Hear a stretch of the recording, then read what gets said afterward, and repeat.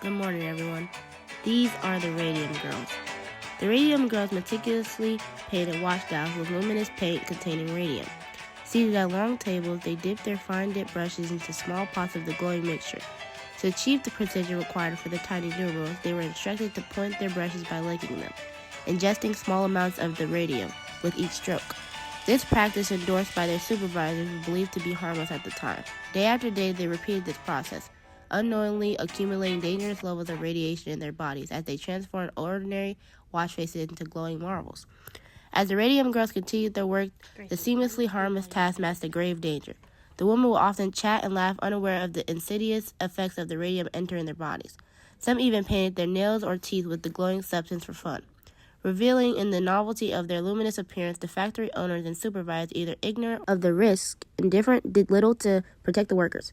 Over time, the accumulation of radium led to a host of debilitating and often fatal health issues, marking a tragic chapter in the industrial history and highlighting the critical need for strict safety measures in the workplace.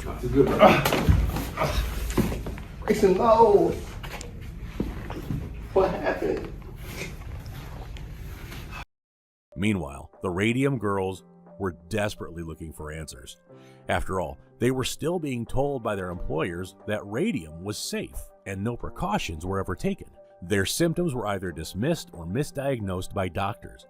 The girls were told that they had syphilis, tuberculosis, or other viral infections, and some were even told that they were psychosomatic. No one knew that this was all a cover-up. U.S. Radium was secretly paying their doctors to hide the real cause of the girls' horrifying conditions. The cause of Amelia Mejia's death was, for example, ruled as syphilis. Hello, everybody. I am the doctor. I will tell you the the girls and how they died. What chemicals spill to cause the accident? First one, we have radium. The radioactive element is the primary component that causes the glow-in-the-dark effect. The Lewis structure? Ra, 2 dots. The 2 dots represent the balanced electrons. The nomenclature of it? Radium-88. It is the alkaline earth metal. That's the next one. And we have the second chemical, zinc sulfide. This chemical will act as a phosphor. This means when it reacts with radium, it causes it to glow. The Lewis structure, S, as in sulfur, is surrounded by oxygen. The dots represent individual balanced electrons, while lines represent shared electron pairs that prevalent bonds. It is a metal sulfide compound, and the nomenclature is zinc sulfide, ZNS for short. Part 13. Gum arabic. This is a natural adhesive used to help bind the radium and zinc sulfide with the washdowns. Fun fact about arabic gum is that it's not even a type of chemical, it's a polysaccharide. You may ask, what is a polysaccharide? Polysaccharides are the most abundant carbohydrates, which is found in most foods. This includes rice, potatoes, and wheat. So we don't know the exact Lewis structure for Arabic gum, but we do know that there are 12 carbons, which are these, the orange, and 36 hydrogens, which are these, the pink, which build up to make gum Arabic. The nomenclature you might ask? Google Translate me, please. Acacia. Gum. Now, lastly, to our last chemical that caused this tragedy. And the last chemical we have, H2O, also known as water, used to create a paste-like consistency for the paint. This made it easier to apply the paint to the dials. It's actually not a chemical. It is a polar inorganic compound. You may ask, what is a polar inorganic compound? We know you don't know. A polar inorganic compound, a compound primarily non-carbon based that exhibits a separation of electric charge resulting in a positive and negative end. H2O, which is 1 oxygen, 2 hydrogens, which bond to create nomenclature, water.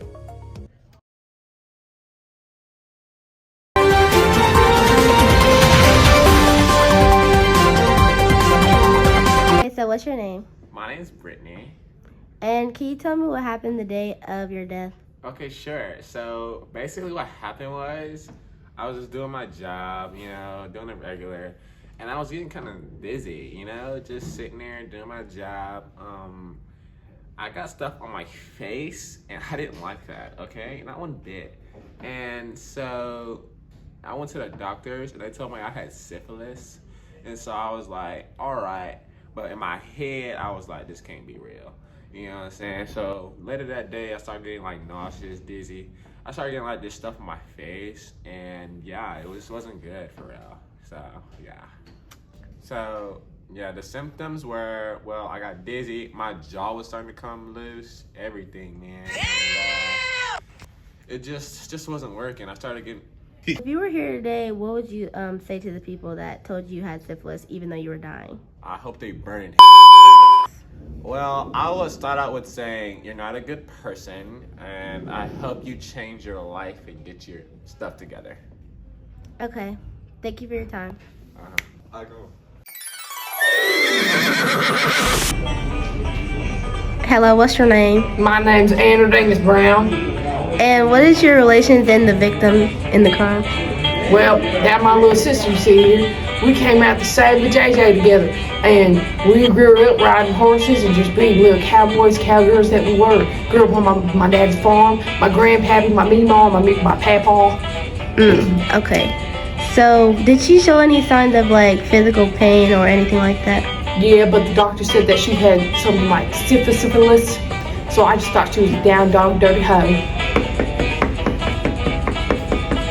Okay, thank you for your time. You're welcome.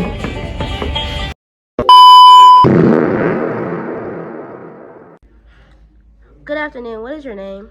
Joseph Kelly. Joseph Kelly Sr. though. Don't forget the SR Senior. It's important. Okay. Where did you work during the time of the incident? Actually, I owned the watch dial company. I owned it. It was mine. I built it. I mean, I hired them girls. I mean, the money basically came to me. I mean, it was mine. It was my building. Okay. So, did you know? Can you take your glasses off? Don't interrupt.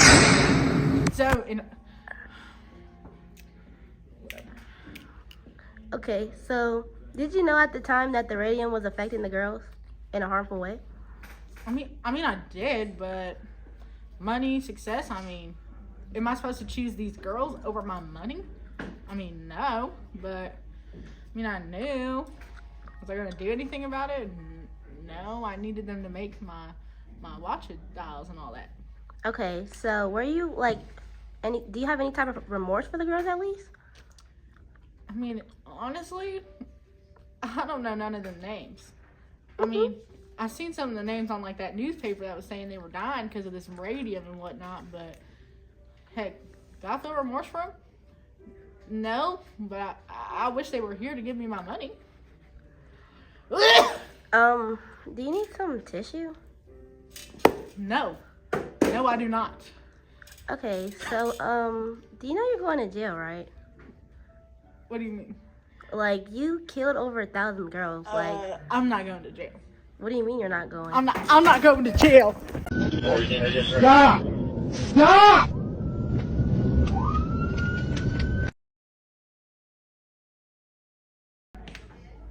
In the case of the Radium Girls, Kelly, you are not. You're found guilty.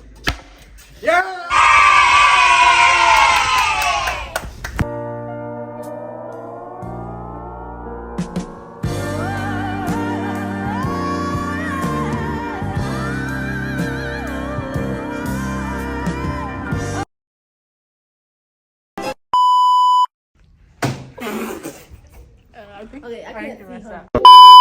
So we are here vlogging our behind the scenes of the Radium Girls. So we got Grayson, we got Darius, and then we got supposedly the group leader. Why are you gonna That's put me you over on? here. I'm the group leader. Okay, fine. We got the group leader in here. You feel me? And then this is what we're doing. I don't know if you guys can see it. Alright, give me. It's backwards though. Bro, stop my round of fingers. Fun fact about zinc. Oh. This guy. Wait, I wasn't ready. I can't find the tape. I don't know where the tape is.